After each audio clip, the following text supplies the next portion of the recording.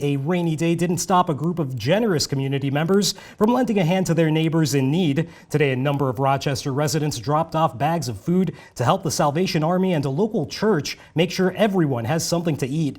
KIMT News 3's Jeremy Wall shares the impact of this afternoon's Feed the Need food drive and how it will help those families in need as prices climb at the grocery store. Right behind me is $10,000 worth of food as the Salvation Army gears up to fight hunger here in the Med City. Hunter Bradford and Peyton Allen spent their Saturday afternoon making sure struggling families can put food on their tables. It just feels good to give back, just being a productive member of society and giving back to those in need.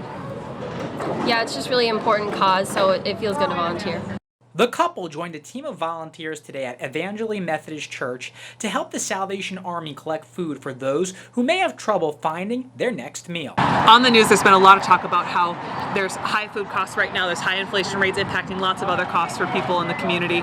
And we want people to be aware that the pandemic is still impacting people. High inflation is still impacting people. We're seeing about twice the number of people in our food shelf just about every time the food shelf is open. To meet those needs, the organization is building a food wall using these non-perishable items.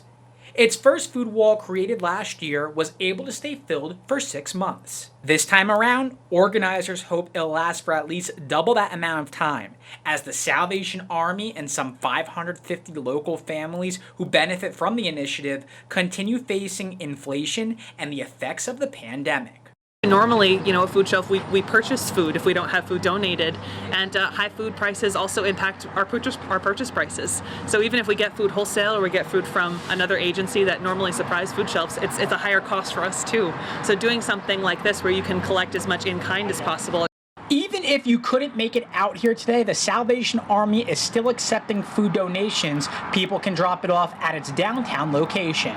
In Rochester, Jeremy Wall, KIMT News 3.